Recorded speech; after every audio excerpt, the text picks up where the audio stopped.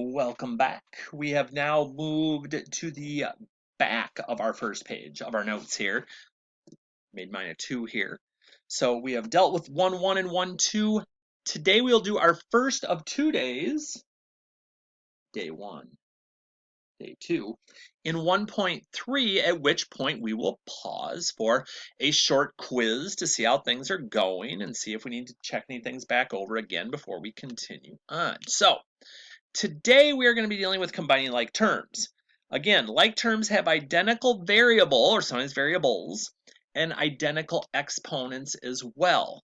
So we can combine them by adding or subtracting their coefficients, that is the number in front of the variable, for one single like term. So for instance, here in example 1, and again, I love playing with colors in a situation like this. So I'm looking around and I'm like, okay, this has X, so does this. Be careful though. You always want to make sure the sign that's in front of it and to the left of it is always included. So here, if I have 4 X's and I take 3 away, I have X left over.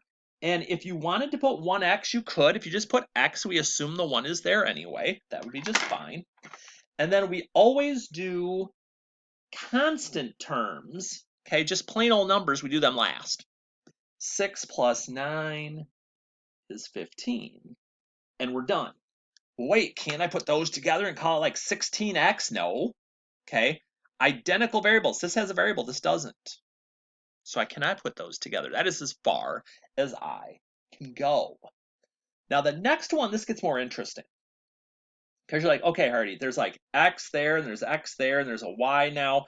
What order do I do them in?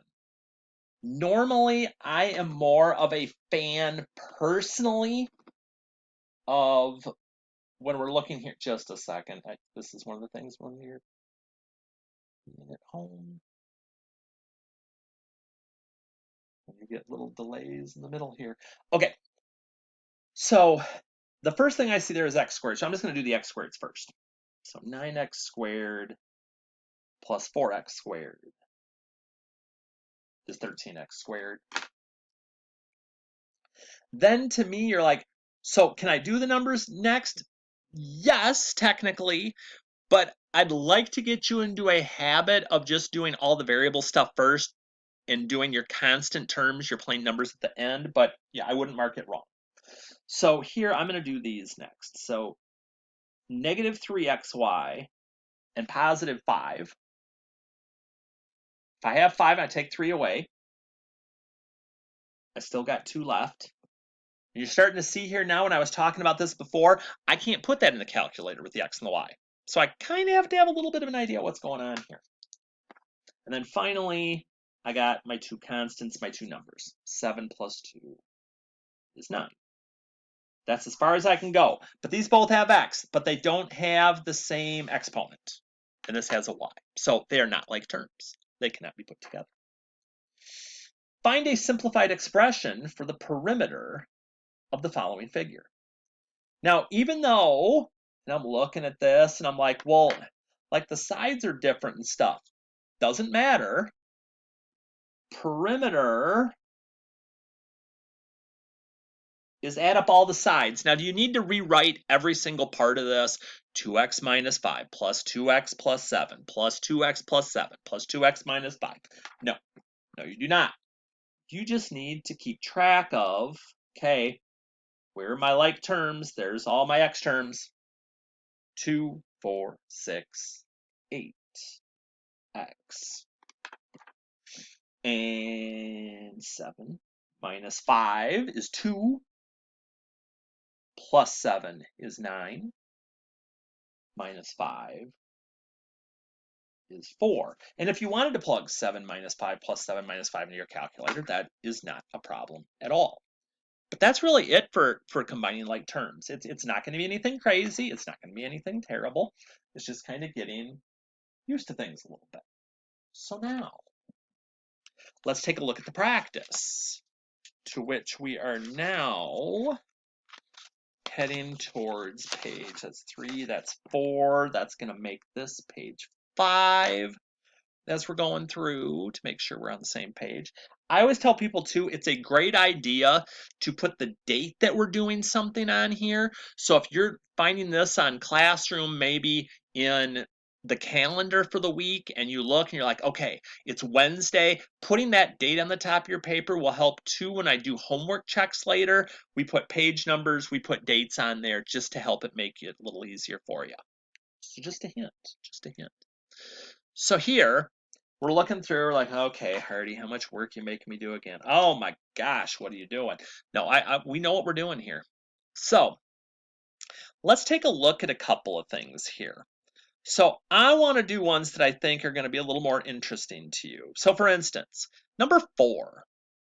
Number 4 could possibly be a challenge.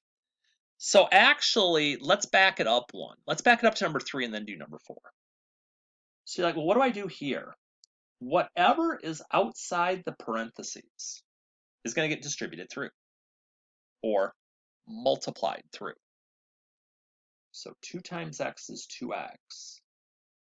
2 times 5 is 10. This has x, this doesn't.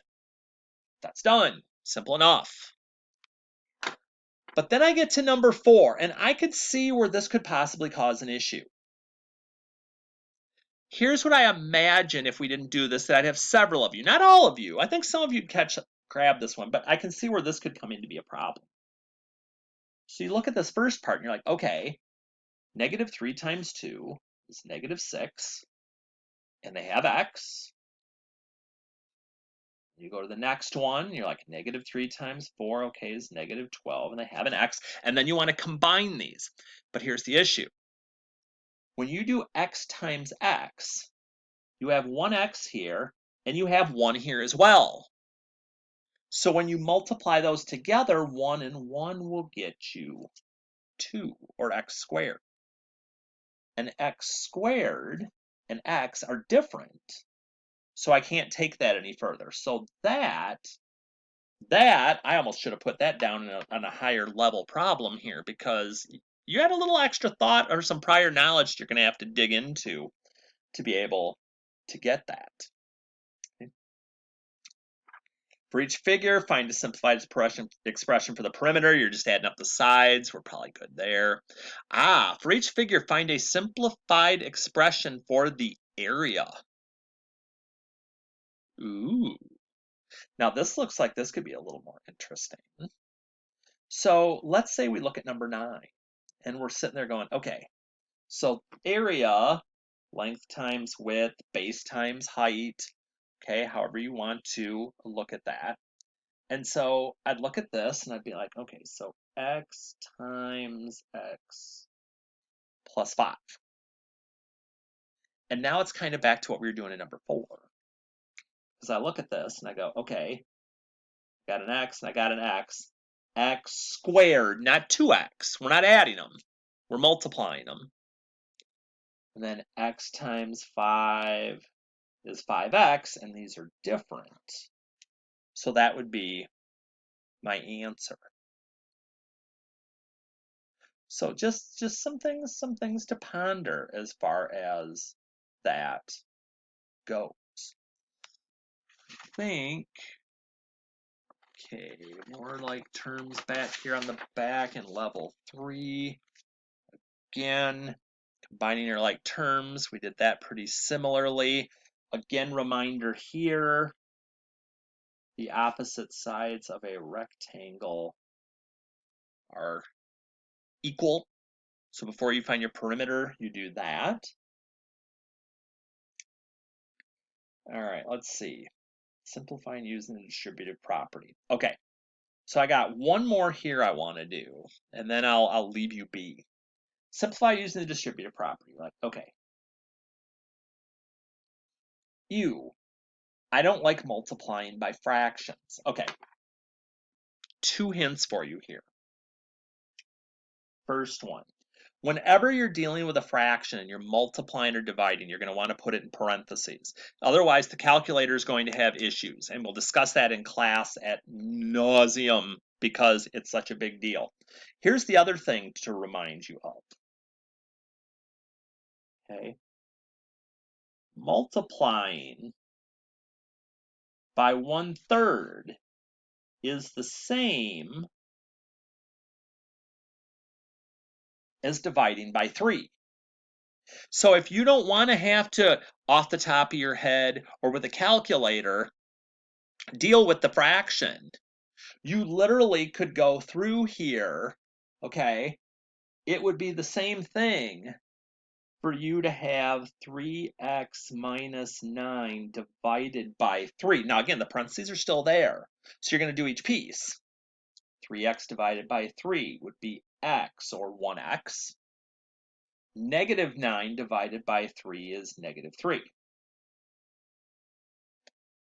Distributing, multiplying by 1/3, dividing by 3 gets you to the same thing. So just something to be aware of. Again, we're getting close. One more day tomorrow with some more distributive property. Now that you've gotten to see a little bit of that here, reminder again to spiral through, and then we'll be getting ready for quiz number 1. See you then.